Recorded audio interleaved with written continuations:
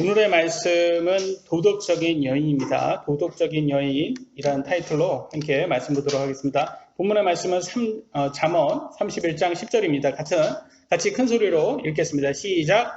누가 현숙한 여인을 찾겠느냐? 그녀의 값은 루비보다 훨씬 더 나가느니라. 아멘.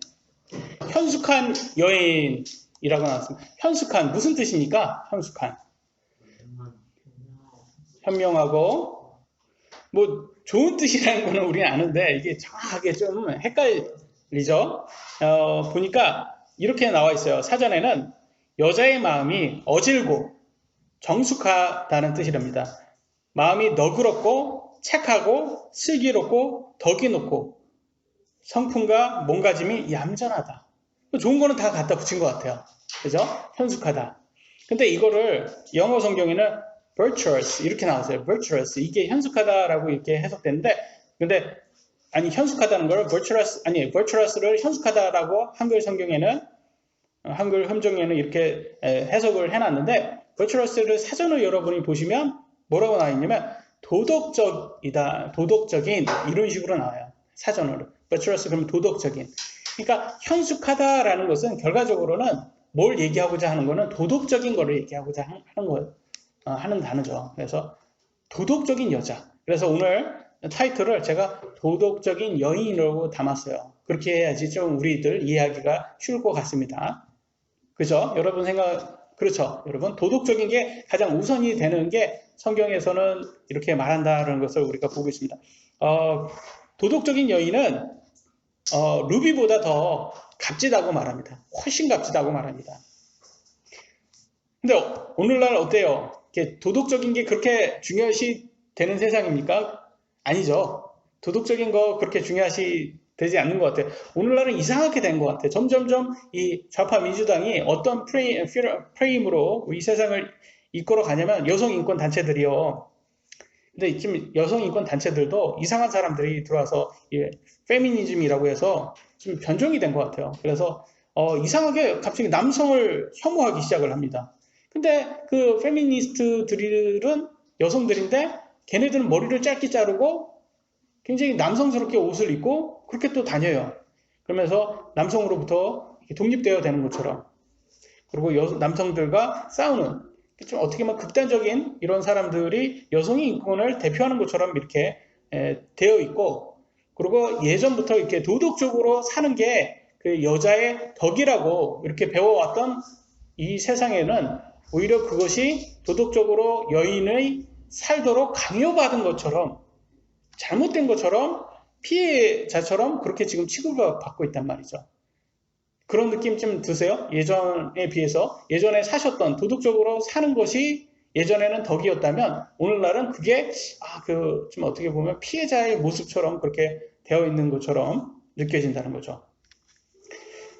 그래서 이 좌파들이요, 그러면 여성들은 피해를 받았다는 것을 강조하기 위해서 강조하는 부분을 위해서 이렇게 위안부라든지 아니면 또 직업 여성 이런 식으로 좀 학대를 받았던 여성들을 중요시 다루면서 그들을 많은 좋은 예를 쓰고, 이거 봐라 얼마나 지금 여성들이 학대를 받고 있냐. 근데 사실 그렇게 사는 게 이렇게 지금 여성으로 사는 거는 직업 자체가 학대를 받을 수 있는 가장 그런 스스로를 학대하는 그런 직업이기 때문에 좀 위험합니다. 근데 이상하게도 이 좌파들은 그런 여성들에 대해서는 자주 다루는데 정작 북한의 여성들의 인권에 대해서는 전혀 얘기를 하지 않고 있어요. 북한의 여성들이요, 몸을 판다고 나오잖아요. 너무 가난해서 몸을 팔아야지 살 수 있고, 또 이렇게 그 중국에 이렇게 납치돼가지고 몸 파는 그런 여성들이 많다고 하지 않습니까?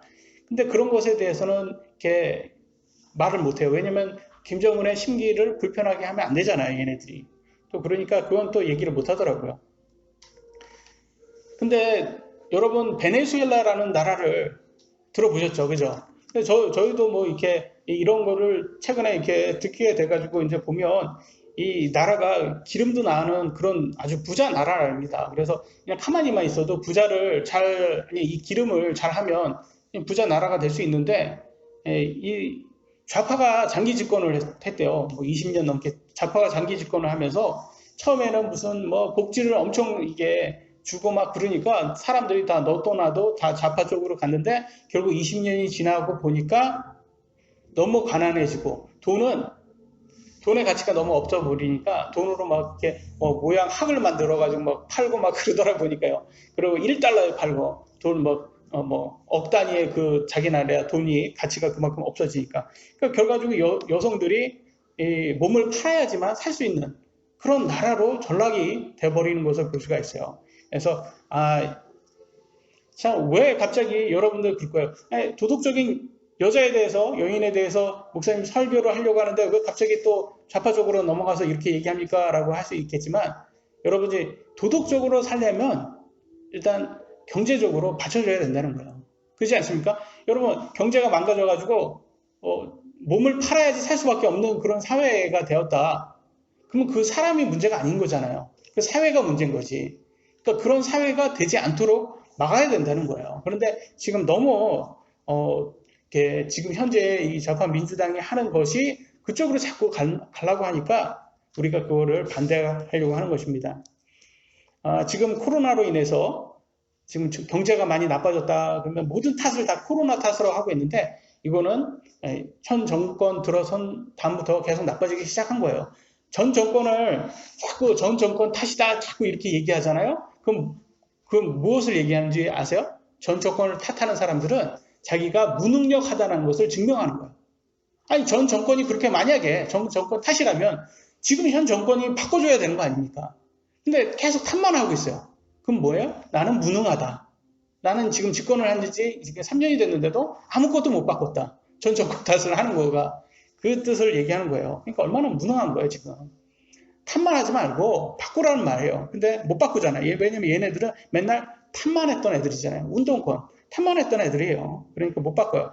그러니까 지금 결과적으로 내년 돼 보세요. 코로나가 지금 나아질지 안 나아질지 몰라요. 근데 많은 자영업자들 지금 폐업하고 있고 말은 못하지만 지금 뭐 폐업을 계속 끌고 있는데 지금 폐업하지 못하고 계속 끌고 있는데 왜 폐업하면 또 저기 뭐 인테리어를 다시 해주고 가야 되기 때문에 돈이 더 나간다는 거예요. 그러니까 지금 빚 때문에 계속 빚만 더 지고 있고 못하는데 나중에 이렇게 돼가지고 내년 돼가지고 더 많이 폐업을 하게 되면 가정부채로 인해서 엄청 힘들어지고 또 많이들 또 일자리도 없어지고 그리고 탈원전 지금 문제가 있죠. 지금 탈원전 지금 그 빨리 그렇게 조기 폐쇄를 시킬 필요가 없는데 그걸 억지로 지금 폐쇄시켰잖아요. 탈원전으로 인해서 제조업 일자리도 점점 없어지고 집값이 지금 엄청 오르잖아요. 지금 전세가 뭐 지금 평균 전세가 서울은 뭐 다 6억대고 집 사는 건 다 10억대가 넘어가고 그런데 얼마나 힘들겠습니까? 그러니까 서울에 살지 말라는 그런 거죠. 뭐 우리들이야 뭐 전혀 상관은 없지만 지방에 사는 우리들에게는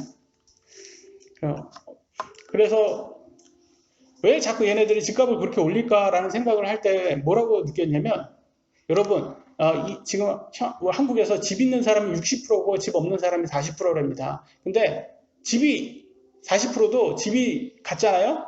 그러면 보수당을 찍는다는 거야.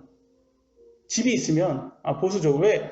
보수당은 세금을 적게 내게 하고 자꾸 이렇게 줄여주잖아요. 이미 돈이 있는 사람들을 좀 도와주고 다 각자가 서민들 중산층을 도와주잖아요. 그러니까 보수적으로 가니까 자꾸 얘네들을 보수적으로 가지 않게 하려면 집을 못 사게 해줘야 된다는 거예요. 그러니까 집을 못 사게 해주려면 집값을 올리면 집을 못 사죠. 그래서 지금 그렇게 열심히 하는 거 봅니다. 그러면서 세금도 올리고 세금도 많이 받고 그래서 빈민층에 의해서 많이 나라가 빈민해지면 결과적으로는 사람들도 도덕적으로 할 수 없는 그런 환경이 됩니다. 그래서 우리는 조심을 해야 돼요. 그래서 성적으로 윤리가 도덕이 무너지면 여성들도 어쩔 수 없이 그렇게 되어버린다라는 것을 볼 수가 있습니다. 근데 오늘날 예전과 같이 오늘날 여성들이 도덕적으로 살라 이런 것은 우리 옛날에는 아버님들이 그런 걸 많이 가르쳐 주셨어요. 어머님들도 그렇고 부모님들이 많이 가르쳐 주셨는데 오늘날 부모님들은 어때요? 우리 아이들에게 그런 거 가르쳐 주시고 있습니까? 여러분? 그런 거 잘 가르쳐 주는지 모르겠어요.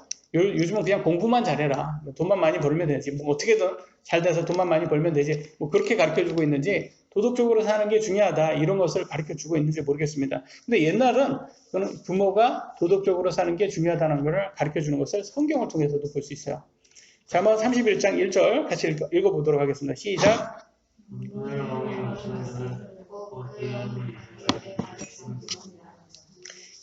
르무엘 왕, 이렇게 보면, 르무엘 왕이 솔로몬 왕이다라는 얘기가 있어요. 그래서 우리는 확실하게 알 수는 없지만, 여기에서 보면, 그러니까 잠언을 보면, 이 잠언을 쓴 사람의 이 왕을 누가 지금 가르쳐 주고 있습니까? 어머니가 가르쳐 주는 걸 알 수가 있어요. 그래서, 어머니가 우리 자녀들에게 무엇을 가르쳐 주느냐가 우리 자녀들이 앞으로 살면서 그 삶의 지표로 그걸 두고 살 수가 있는 거예요. 그래서 어떻게 가르치는 이 교육이 참 중요합니다. 그래서 미국도 왜 대학들이 다 좌파 민주당 이 지지자들로 바뀌었는지 아세요? 이게 다 교육 때문에 그래요. 교육을 이렇게 일반 학교에 가잖아요. 그러면 일반 학교에 가면 거기에서는 보수당을 지지하거나 보수 쪽으로 가면 굉장히 왕따를 시키고 아주 무식한 놈으로 인종차별자로 그렇게 취급을 합니다. 그러니까 아이들 입장에서는 자꾸 이게 선생님이 그런 식으로 가르쳐 주니까 보수는 아주 나쁜 거구나. 우리는 진보 쪽으로 가야 되구나. 진보만 오직 선택권이 돼버리니까 애들이 다 진보 쪽으로 간 거예요. 그래서 지난 20년 동안 또는 30년 동안 미국뿐만 아니라 대한민국까지도 지금 우리들 세대는 다 지금 이렇게 진보 쪽으로 가게끔 그렇게 교육을 받아왔던 거죠. 사탄은 아이들에게 도덕적인 여성으로 사는 것은 억압이고 피해다라고 이렇게 속삭입니다. 종욕대로 사는 것이 진정한 자유다라고 교육을 합니다. 거짓말을 하고 있는 거예요. 그리고 디즈니 만화를 보면 제가 항상 강조하잖아요. 프로즌 같은 영화 보면 Let it go, let it go. 여기에서 it이 뭐냐 말이죠. it, let it go. 여기 it. 내가 절제했던 것도 있잖아요. 내가 감추었던 것. 이걸 내가 커밍아웃 한다는 거예요. 커밍아웃. 근데 이 커밍아웃이 절제하고 인내하는 것이 커밍아웃 하면서 많은 사람들이 거기에 인해서 안 좋은데 또 커밍아웃 해라라는 거예요. Let it go. 그러니까 너의 부모가 너가 동성애로 사는 게 굉장히 싫어하는데 그럼에도 커밍아웃 해가지고 네 원하는 대로 살아. 네 육신이 원하는 대로 살아라는 것을 가르치고 있는 게 디즈니예요. 왜 제가 디즈니를 비난하냐면 디즈니가 지금 좌파 민주당에게 어마어마한 그거를 많이 하고 그 언론을 갖고 있어요. 얘네들이 언론을 갖고 있어. 지금 이 좌파 언론 중에 하나가 이 디즈니 겁니다. 그래서 지금 얘네들이 엄청 그걸 많이 하고 있어요. 근데 우리는 모두 다 죄인이기 때문에 성경은 다 우리를 죄인이라고 하잖아요. 그렇기 때문에 우리가 절제하지 않으면 죄가 나올 수밖에 없어요. 그래서 성경적으로 교육을 우리 아이들에게 시켜주지 않으면 우리 아이들은 인내와 절제를 하지 않게 됩니다. 그래서 우리 여기 이 잠언을 통해서 오늘 어머니가 왕에게 자기 아들에게 어떻게 교육했는지 한번 같이 보도록 하겠습니다. 잠언 31장 2절입니다. 읽겠습니다. 시작.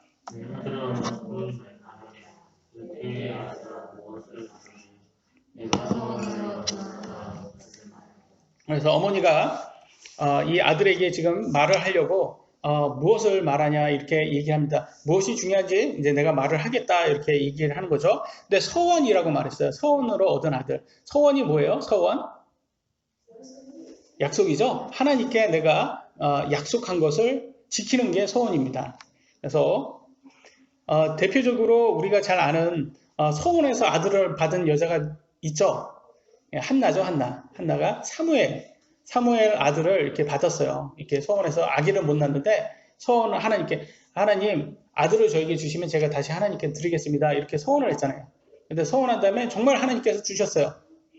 사무엘을 주셨더니 이렇게 지금 민주당처럼 말만 해놓고 뒤에서 싹 말 바꾸는 게 아니라 정말로 때가 되니까 아들을 다시 하나님께로 다시 돌려드리는 것을 한나는 실천을 합니다.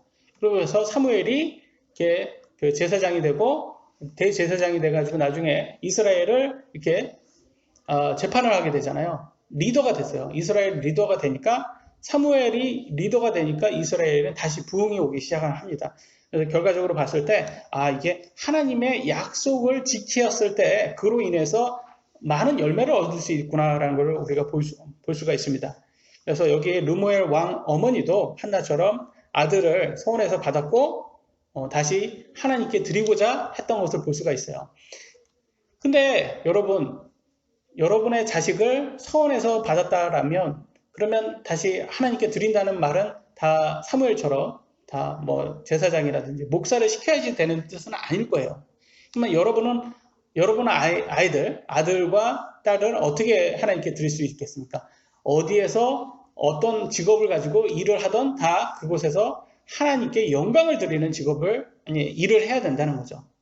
거기에서 하나님의 말씀을 전하는 사람이 되어야 되고, 하나님 말씀대로 사는 그런 자녀가 여러분 소원대로, 약속대로 하나님께 돌려드리는 것입니다.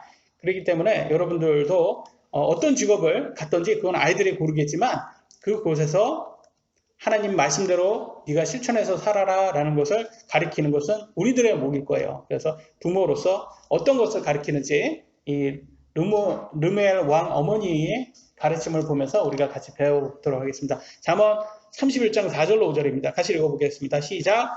르무엘아, 포도주를 마시는 것은 왕들에게 합당하지 아니하고 왕들에게 합당하지 아니하며 독주를 마시는 것은 통치자들에게 합당하지 아니하니라. 그들이 마시다가 법을 잊어버리고 고난받는 자들 중에 어느 한 사람의 재판을 굽게 할까 염려하노라. 아멘. 법을 잊어먹는 거예요. 그잖아요. 이렇게 술 마시면 갑자기 두 발 걷던 사람이 네 발을 걷게 되고, 그래서 막 같이 트랜스포머처럼 개로 변신을 하고, 그래가지고 갑자기 법을 잊고, 이 사람이 법에는 운전을 하면 안 되는데 갑자기 이 사람이 개가 개가 차를 운전한다고 한번 해보세요. 섬뜩하지 않습니까? 술 먹어서 개가 변했는데도 이 사람이 몬단 말이에요, 차를. 그러면 어떻게 해요? 사람을 죽이는 살인자가 된다는 거예요, 살인자. 근데 이상해요. 오늘날 한국의 모든 범죄에 술과 연관된 게 80%랍니다. 술이 연관된 게 80%의 범죄가 술과 연관돼 있는데, 술에 대해서는 다 너무 관대해요, 한국 사람들. 그래서 드라마 같은 거, TV 같은 거 보면 술 먹는 장면부터 시작해가지고 막 술 먹는 것을 아주 좋게 막 묘사를 하고 표현을 하고. 근데 담배 피는 것에는 꼭 모자이크 처리를 하더라고요. 근데 담배 피고 운전해서 사람 죽이진 않잖아요.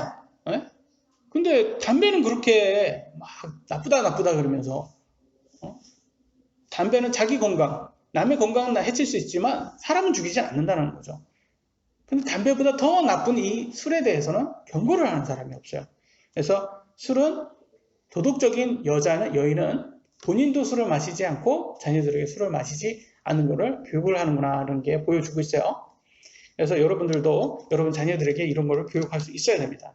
첫 번째, 도덕적인 여인의 마음. 잠언 31장 10절에 오늘 본문의 말씀, 도덕적인 여인은 루비보다 훨씬 더 귀하다, 가치가 있다, 이렇게 말을 하고 있어요.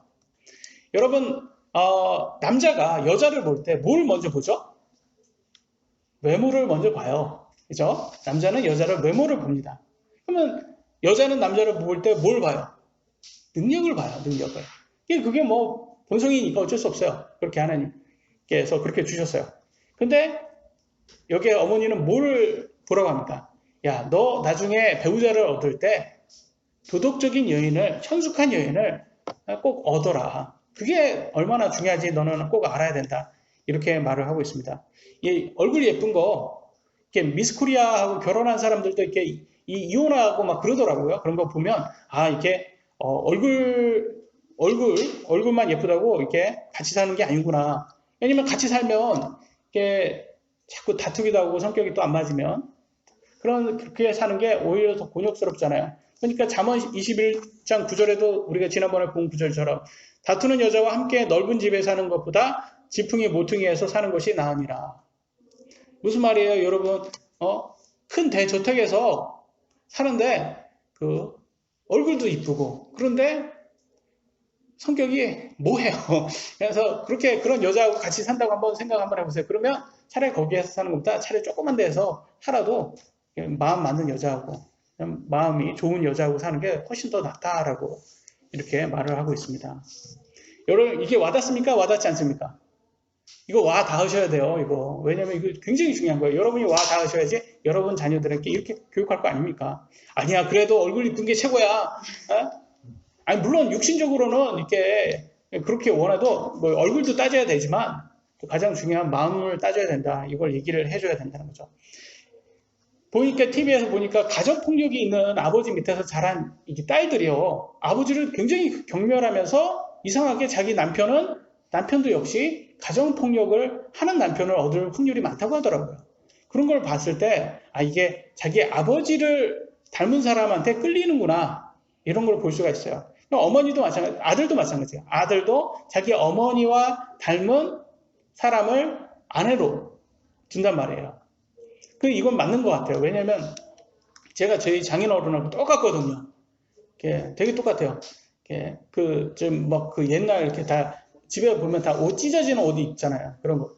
남들 다 버려야 되는 옷을 굳이 그거를 20년째 입고 있는 저희 장인어른도 그렇게 하고 저도 그렇게 하고 굳이 그렇게 살지 않아도 되는 사람들인데 그렇게 사는 거 보면 되고 성격도 굉장히 비슷한 성격이 되게 많이 나와요. 그래서 제 아내가 저한테 그런 걸 느끼는 것들이 아 장인어른한테 되게 그런 걸 받았구나라는 것을 보게 됐더라고요. 그래서 참 저는 참 좋은 게 장인어른이 너무 제가 보기에는 제가 장인어른 닮아서 하는 소리가 아니라 너무 좋아요. 사람이 너무 좋은 사람이다 보니까 제가 같이 있어도 사람이 있잖아요. 같이 있으면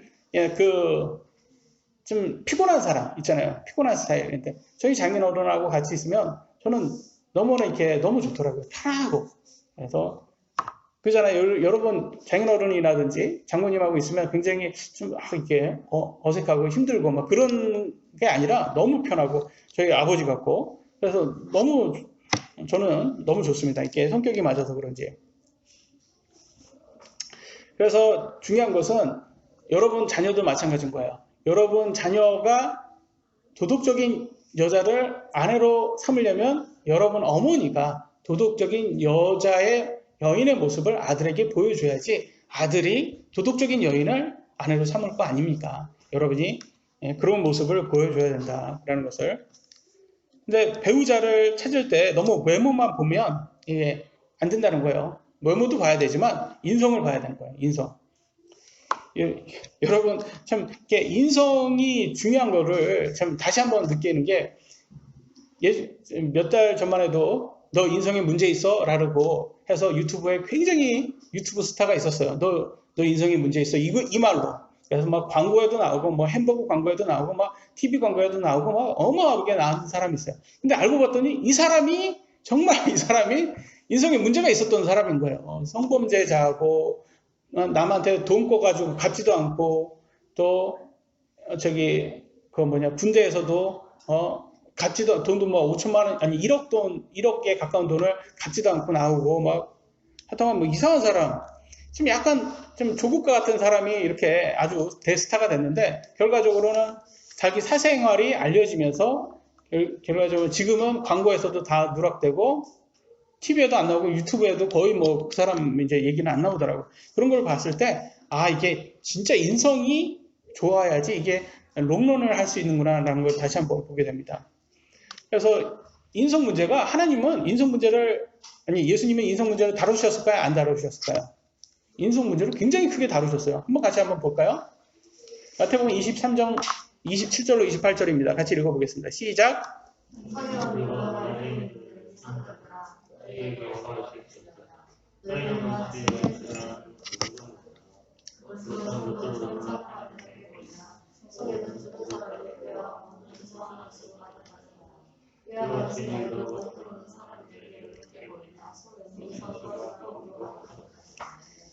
너희도 겉으로는 사람들에게 의롭게 보이나 속에는 물성과 불법을 가득하도다 이런 말을 하고 있어요. 이게 오늘날 그 인성에 문제 있는 사람의 모습 아닙니까? 지금 겉으로는 야 너 다른 사람한테 너 인성에 문제 있어 라면서 막 이렇게 하면서 자기는 의인인 것처럼 막 하는데 알고 보니까 이 사람이 가장 인성에 문제가 있었던 사람이라는 거예요. 근데 이런 위선적인 사람들을 막 예수님이 독소를 하면서 너네들은 크리스찬들, 너네들은 그렇게 살면 안 된다 이렇게 얘기하고 있어요. 근데 우리들도 다 안단 말이에요. 양심이 있으니까 우리들은 맞아, 우리들도 다 문제가 있어라고 해서 이렇게 자신 있게 자기가 의인처럼 이렇게 말하지 않는데 이 민주당 이 조국과 같은 사람은 아니 이게 불법을 이렇게 해놓고선 이게 어떻게 그렇게 떳떳하게 이게 가면을 앞에 쓴 사람처럼 그렇게 얘기를 하는지 도저히 이해가 안 돼요. 그러니까 이런 사람들처럼 위선자가 되지 말라라고 예수님은 계속 말씀을 하고 있습니다.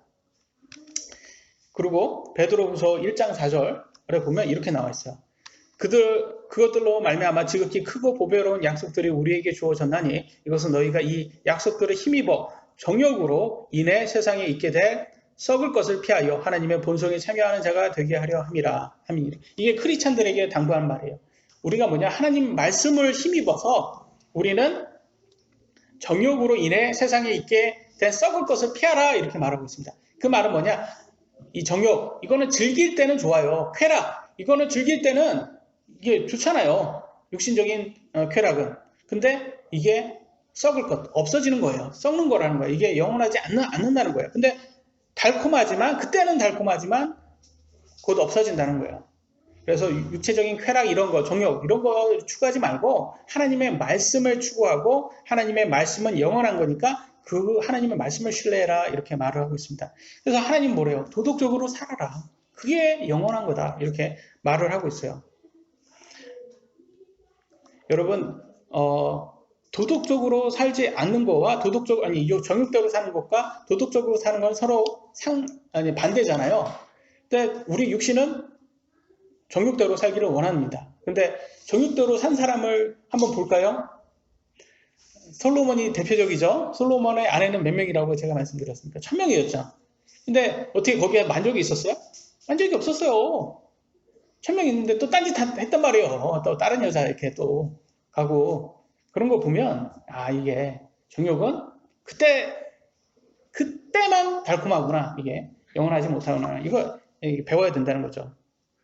그래서 잠깐 즐거워하는 걸로 해서 하나님의 영원한 것을 우리가 포기해서는 안 됩니다. 그래서 잠깐 즐거운 거, 잠깐 달콤한 거 그런 거 때문에 우리가 자꾸 속지 말고 우리는 도덕적으로 하나님 말씀대로 도덕적으로 살려고 노력을 해야 됩니다. 도덕적인 여인의 하나님의 마음을 가졌고 말씀을 가진 사람이에요. 그래서 하나님을 두려워하기 때문에 하나님 말씀대로 도덕적으로 살려고 하는 겁니다. 그래서 디모데 전서 2장 9절에 이렇게 같이 한번 보겠습니다. 시작. 또한 이런 식으로 여자들도 단정한 옷으로 자기를 꾸미되 얌전하게 맑은 정신으로 하고 장식한 머리나 금이나 진주나 값비싼 옷으로 하지 말며. 여자가 단정한 옷을 입어야지 도덕적인 거랍니다. 많은 사람들은 그래요. 그게 무슨 도덕적인 거야. 그거 별개지. 이건 패션이야. 이건 트렌드야. 뭐 이렇게 말할 수 있겠지만 이 정신과 몸이 연결이 돼 있어요, 여러분. 그래서 내가 입고 있는 것이 내 정신이 어떤 상태라는 것을 보여주는 거예요, 여러분. 그래서 이거를 착각해서는 안 된다. 왜냐면 그런 거를 착각하면 결과적으로는 누가 욕먹냐? 누가 욕먹어요? 누가 욕먹겠습니까? 하나님이 욕먹는다. 하나님이 욕먹는다. 그렇게 나와요. 그래서 디도서 2장 3절로 5절에는 이렇게 말하고 있어요. 그리하여야 하나님의 말씀이 모독받지 아니하리라. 무슨 말이야? 하나님 말씀대로 네가 도덕적으로 살아야지 결국 하나님께서 욕먹지 않는 거야. 이걸 얘기하고 있어요. 그래서 크리스찬은 도덕적으로 살아야 돼. 도덕적으로 살려면 여기에 뭐라고 나오냐? 크리스찬은 술 마시거나 세상 사람들에게 험담하거나 이런 세상 사람들의 그런 도덕적인 기준으로 살면 안 된다. 우리는 크리스찬이기 때문에 하나님의 말씀대로 정숙하게 옷을 입고 여자도 이렇게 몸매를 드러내는 그런 것을 하면 안 된다. 우리 아이들 보면 이제 2차 성장 이렇게 되고 이제 커지고 이제 이성의 눈을 뜨고 그리고 또 얘네들이 이제 패션 또 이렇게 멋을 좀 부리고 다니면 옷을 딱 이렇게 달라 입는 옷을 딱 입고 몸매를 딱 드러내는 옷을 딱 입고 이렇게 다닙니다. 그러니까 그런 거 보면 저희 어머니가 항상 우리들한테 했던 말이 있어요. 참 멋내다가 얼어 죽겠다 너네들. 항상 그런 말이 있어요. 멋내다가 얼어 죽겠다. 항상 그런 때가 있어요. 근데 그런 거를 우리가 조심해야 된다. 디도서 1장 16절에 보면 이렇게 나왔어요. 같이 한번 읽어보겠습니다. 빨간 부분만 시작. 그들이 하나님을 안다고 고백하나 행위로는 그분을 부인하니. 그러니까 말만 안다고 해서는 안 되는 거예요. 말만 믿는다고 해서는 안 되는 거예요. 행위도 보여줘야 된다는 거예요. 근데 이 구원파가 그래서 행위 없어도 된다. 말만 있으면 된다. 이렇게 말하지만 성경은 아니라는 거예요. 행위로도 너네 부인할 수 있다. 어떤 행위가 중요한지 보여줘라. 이렇게 말을 하고 있습니다. 그래서 도덕적인 여인의 모습을 어머니가 우리 자녀들에게 보여줘야 되는 거예요. 그러려면 어떻게 정숙하게 옷을 입어야 된다는 거예요. 왜냐면 이 옷차림이 굉장히 중요하다. 이 옷차림이 우리가 도덕적인지 아닌지를 보여주는 어떻게 보면 표상이라는 거예요. 왜냐면 잠언 7장 8절 10절에는 이렇게 나와 있습니다. 창녀의 차림을 하고 나오고 있어요. 창녀의 차림은 뭐예요, 여러분? 창녀의 차림은 정숙한 옷차림의 반대인 거예요, 여러분. 그러니까 제가 너는 뭘 입어라, 너 치마를 입어라, 바지를 입어라, 뭐 이런 거는 말할 필요가 없어요. 우리 스스로 다 알고 있어요. 우리 본능은 다 알고 있어요. 어떤 게 창녀의 옷차림이고 어떤 게 정숙한 옷차림인지. 그러면 애들은 그럴 거예요. 아, 이거 너무 보수적이야. 뭐 옷 입는 것도 뭐 이런 걸 막 다 따지냐. 성경은 이걸 따지는 이유가 왜냐면 그게 정신적인 것을 보여주기 때문에 그런 거예요. 근데 진보주의자들이 자꾸 그런 걸 너네는 너무 올드해. 너는 패션을 몰라. 너네들은 너무 구시대적이야. 이렇게 말하는 게 그럼 걔네들의 진보는 뭐예요? 걔네는 진보는 창녀의 옷차림이 걔네들의 진보예요, 여러분. 걔네들의 속뜻을 우리가 파악해야 되는 거예요, 여러분. 그럼 걔네들이 그렇게 말하는 진보가 뭐냐면 걔네들이 말하는 자유는 뭐예요? 창녀의 옷차림이 걔네들이 말하는 자유라는 거예요. 그래서 여러분 하나님의 말씀을 영원하기 때문에 우리가 이 사탄의 것에 속지 말고 옷차림부터 정숙한 옷차림을 해야 된다. 두 번째, 도덕적인 여인의 남편. 잠언 31장 11절 빨간 부분만 같이 보겠습니다. 시작. 그녀의 남편의 마음이 그녀를 편안히 신뢰하므로. 여러분, 이 도덕적인 아내를 가진 남편도 굉장히 복을 받은 사람이에요. 왜냐하면 아내를 신뢰할 수 있잖아요. 반대로 아내도 도덕적인 남편이 있어야지 남편을 신뢰할 수 있는 겁니다. 근데 보니까 무슨 토크쇼 같은 데 보니까 남편이 무슨 핸드폰을 숨기고 아내가 좀 달라고 하는데 그걸 안 보여주더라고요. 그걸 보면서. 그걸 안 보여주면서 항상 뭐라고 해요. 부부도 개인 프라이버시를 지켜야 된단 말을 하면서 안 보여줘요. 그래서 저는 그 궁금해요. 아니 그 핸드폰에 뭐가 숨겨져 있길래 그걸 안 보여주냐. 좀 보여달라면 보여주면 되지. 아니 저렇게 이렇게 불신을 얻으려고 뭐가 도저히 뭐 문자로 누구하고 연락하고 그런 게 있으니까 안 보여주겠죠. 그래서 저는 참 그게 저게 도덕적이지 못하니까 남편이 도덕적이지 못하니까 스스로 떳떳하지 못하고 그러니까 아내에게 못 보여주는구나. 그러니까 여러분 도덕적인 남편을 얻는 거 그래야지 아내가 복이 있고요. 도덕적인 아내를 얻는 게 남편이 복이 있는 거예요. 제가 미국에서 신학대 제가 항상 말씀드린 신학대 다니면서도 일을 해야 된다. 미국은. 그래서 일을 할 때 제가 일을 했던 거는 이렇게 그 장애자들 육체 장애자들을 돕는 일을 했다고 그런 말씀드렸잖아요. 그때 이게 돈을 많이 못 버는 직업이잖아요. 지금 그러니까 다 미국 사람들도 같이 일했던 사람들도 다 어떻게 보면 좀 저소득자들이었어요. 좀 가난한 사람들인 거예요. 그러니까 같이 일했던 직원들도 좀 약간 이 사람들이 어디를 지지하는 무슨 당을 지지하는 사람들일까요? 가난한 사람들은. 아시죠? 민주당 지지하는 사람들은. 그러니까 이들은 도덕적일까요? 아니 아주 부도덕적인 사람들일까요?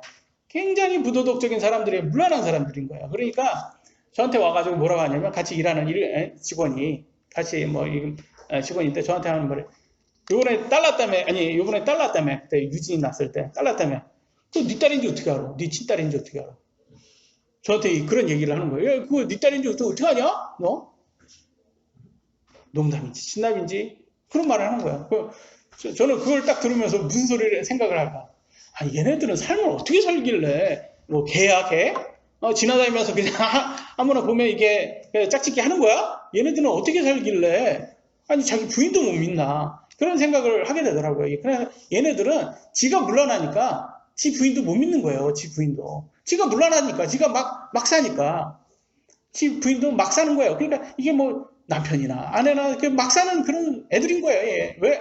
이게 뭐 민주당에 거기에 세뇌당해서 그게 자유라고 생각을 한 거죠. 미국에 보면 이렇게 토크쇼가 있어요. 이렇게 거기 저는 TV를 안 봤으니까.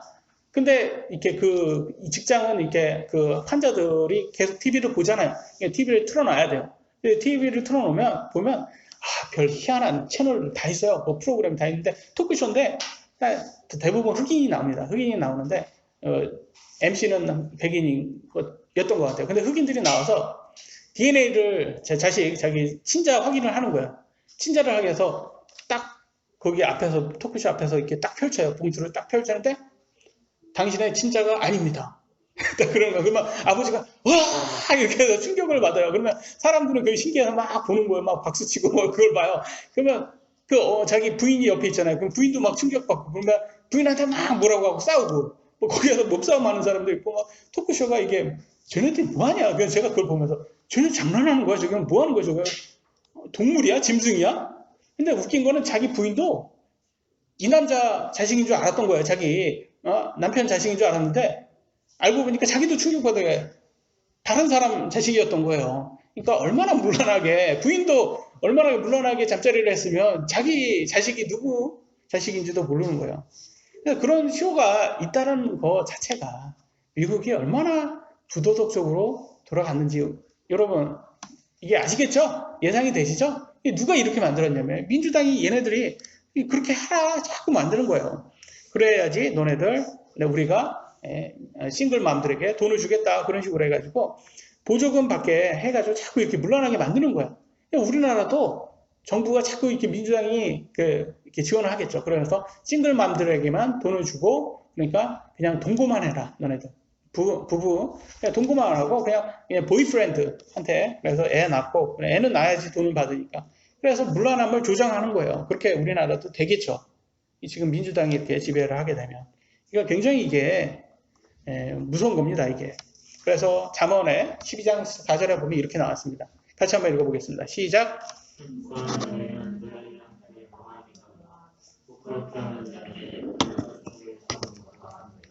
현숙한 여인, 도덕적인 여인은 남편의 관이랍니다.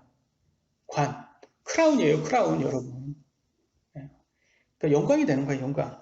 근데 반대로 부끄럽게 하는 여인은 그의 뼈에 속에 썩을 것, 남편의 뼈를 썩게 한다는 거야. 어르신들이 항상 말하는 거 있잖아요. 겨울 되면 뼛속까지 시려. 항상 말해요. 뼛속까지 시려. 그 말이 뭐예요? 너무 춥다라는 걸 얘기하는 거잖아요. 그러니까 여기에서도 뼛속까지 썩는다라는 건 뭐예요? 살이 썩는 건 우리가 아는데 뼈가 썩는다는 건 잘 모르잖아요. 그만큼 고통이 심하다라는 뜻이 아닐까요? 그러니까 여러분 부끄러운 아내를 가진 남편은 뼛속까지 썩는 고통을 갖는 거예요. 여러분 반대로 남편이 아주 부끄러운 사람, 도덕적이지 않은 부도덕적인 물러난 사람이야. 그런 남편을 여러분이 가졌으면 여러분 뼛속까지 썩는 그런 고통을 갖게 되는 겁니다.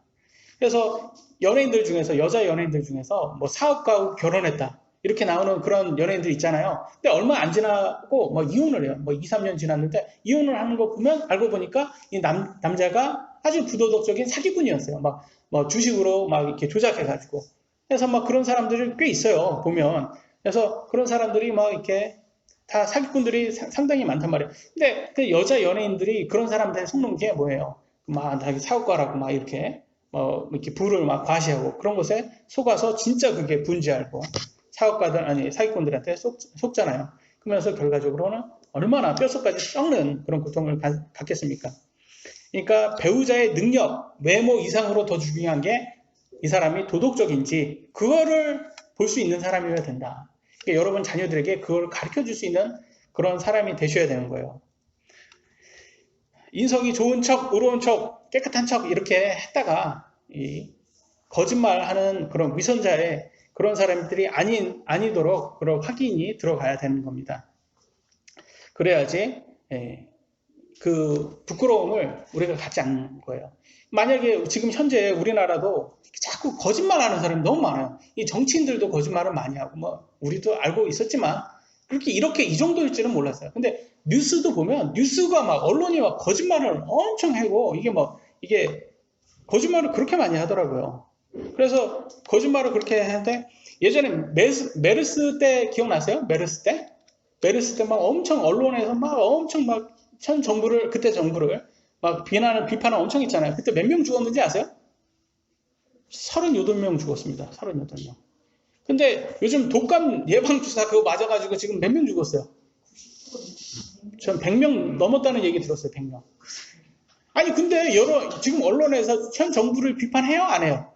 안 해요. 전혀 안 해요. 이건 현 정부 탓이 아니에요. 그냥 이루어지는 현상이에요. 얘네들한테는. 이렇게 차이가 있어요. 왜냐면 사실 이 거짓의 원산지는 언론이거든요. 지금 언론이 왜냐면 예전에 독감 맞기 전에 독감 맞으라고 누가 지금 얘기했어요.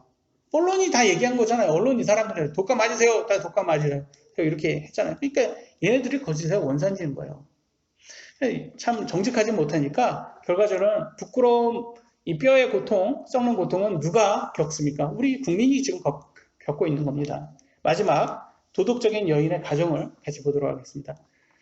잠언 31장 12절 15절 도덕적인 여인 그녀는 자기 평생 동안 그에게 선을 행하고 악을 행하지 아니하리라. 그녀는 양털과 이마를 구하여 기꺼이 자기 손으로 일하고 상인들의 배들과 같이 멀리서 자기 양식을 가져오며 또 아직 밤일 때 일어나 자기 집안 사람들에게 먹을 것을 주고 자기 여종에게 목을 정하여 주며 밤일 때 일어나서 누구 생각납니까? 여러분 어머니들 생각나지 않아요?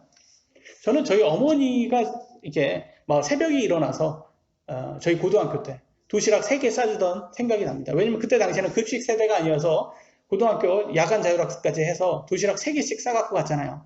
근데 따뜻하게 맛있는 도시락을 저희 어머니가 밤점을 설치면서 새벽에 일어나서 싸주셔가지고 매일 따뜻한 밥을 제가 먹었던 기억이 나요. 참 그런 거 보면 우리 어머니들의 이렇게 가족을 위해서 희생하는 게 이게 도덕적인 모습이구나 이런 거를 우리가 배울 수 있는 거예요.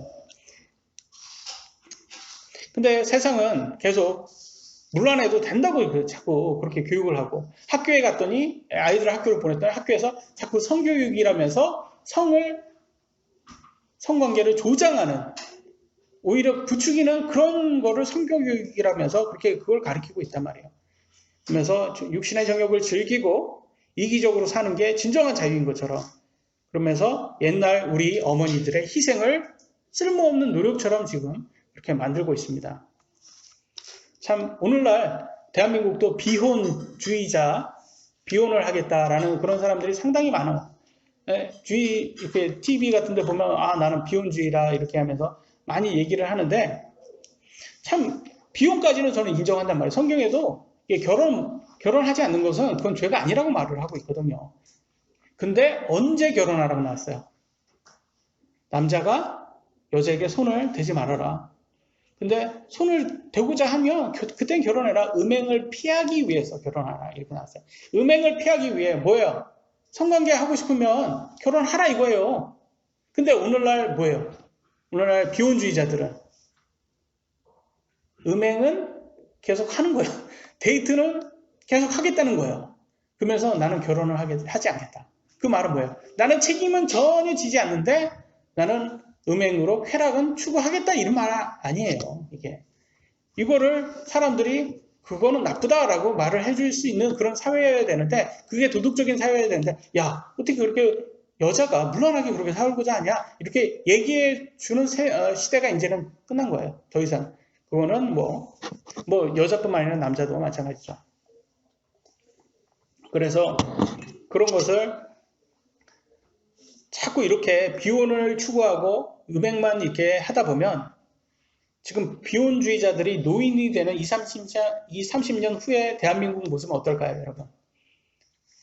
지금 또 지금 전 세계에서 인구수가 가장 빨리 감소되는 국가가 우리나라라고 하는데 30년 후에 우리나라는 아마 우리들이 좀 노인이 됐을 때는 참 안 봐도 아시겠죠? 그죠? 참 굉장히 힘든 그런 나라가 될 것 같아요.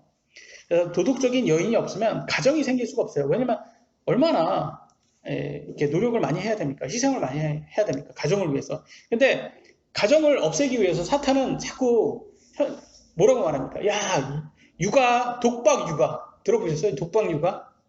독박육아, 여자들 독박육아 시킨다 막 그러면서 여자들은 독박육아를 해야 된다? 그 독박육아라는 게 그게 맞는 말이냐? 그게 여자들은 피해자다라는 거를 그걸 부각시킨 거 아닙니까? 그걸 굉장히 물론 남자들도 육아를 도와줘야 되지만 독박육아가 그게 말이 되냔 말이죠. 그게 아니 자기 아이를 자기가 키우는데 그게 어떻게 독박육아가 되냔 말. 그게 굉장히 부정적으로 만들어서 여성을 가정에서 해방시켜라. 이게 사탄이 지금 속삭이는 거예요. 오늘날 독박육아라고 해서. 그러면서 항상 말하죠. 남녀 차별 너무 심하다. 독박육아, 여자는 독박육아를 해야 된다. 그러면서 여성과 남성이 평균 임금 차이가 엄청난다. 맞는 말이에요, 지금 이거? 평균 임금 차이가 엄청난다? 그러면 한번 평균 임금 차이로 따져보지 말고 직업군대로 임금 차이를 따져봐야 되는 거예요. 여성이 선호하는 직업은 어떤 직업이에요? 유치원, 어린이집 교사 이런 것들을 선호하잖아요. 여기에서 남성들 별로 없잖아요. 어린이집 갔는데 남자 선생님이 아이들아 이렇게 하는 거 안 하잖아요. 축구 선생님이나 축구 선생님 이렇게 체육 선생님이나 남자지 거의 다 여자 선생님이잖아요. 왜 이런 직업은 다 여자입니까? 여자들이 선호하는 직업이라 그런 거예요. 근데 다 박봉이에요. 그죠? 돈은 되게 조금 줘요.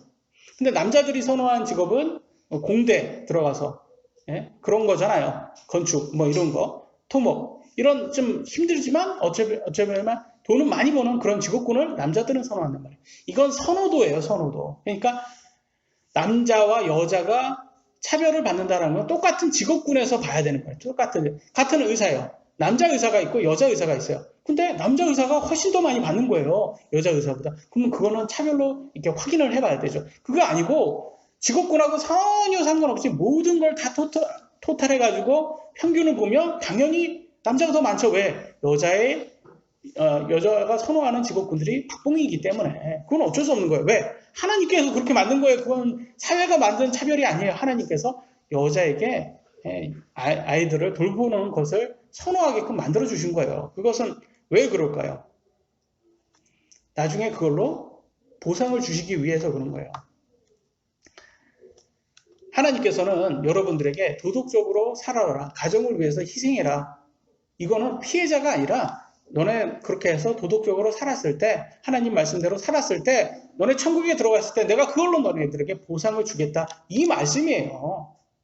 하나님께서 그걸로 주신다는 거예요. 그걸로. 아니 남자는 뭐 다른 걸로 해가지고 했는데 그러면 세상적으로는 돈은 물론 남자들이 더 많이 받을 수는 있을지 몰라요.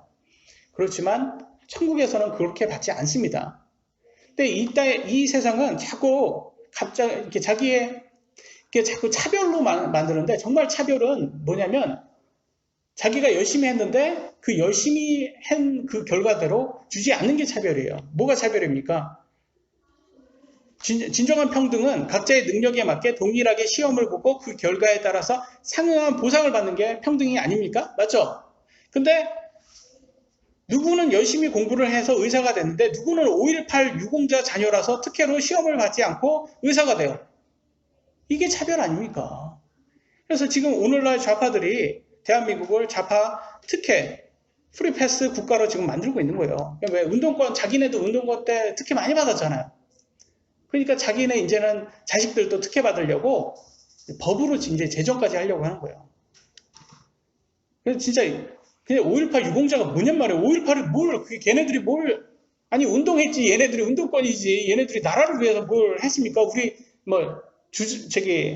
북한이 쳐들어오는데 얘네들이 뭐 막아줬어요? 웃긴 거는 5.18 유공자인데 그 당시에 서울에 있던 사람이 유공자가 되고 막 광주에 있던 사람은 아닌 사람이 유공자가 되고 막 지네들 마음이에요. 근데 5.18 유공자 명단을 알려라. 그랬더니 알려줍니까? 안 알려줘. 무슨 국가 보안이에요. 얘네들한테는.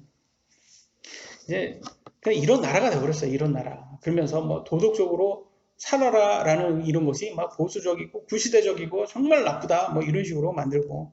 근데 여러분 하나님께서는 아십니다. 여러분 마음 아시고 도덕적으로 사는 여자, 가정을 위해서 희생했던 그런 어머니 그랬을 때 그로 인해서 자녀를 통해서 열매도 얻을 것이고 나중에 죽어서 천국에 갔을 때는 그걸로 인해서 하나님께서 보상을 주실 거예요. 왜? 여러분은 하나님 말씀대로 도덕적으로 살았잖아요. 그러니까 하나님 말씀을 여러분이 순종했는 거에 따라서 주시는 것이지 어떤 직업군이고 어떤 직업군으로서 세상에 많은 돈을 얻어야지 주는 게 하나님의 보상이 아니라는 거예요. 그래서 이제 마치도록 하겠습니다. 하나님 말씀. 도덕적인 여인, 하나님 말씀에 순종합니다. 도덕적인 아내를 가진 남편은 복이 있습니다. 도덕적인 어머니를 가진 가정은 복이 있습니다. 물건 침례 교회 모든 자매님들 도덕적인 여인이 되어서 하나님이 기쁨이 될 수 있도록 예수님의 이름으로 기도합니다. 기도하시겠습니다.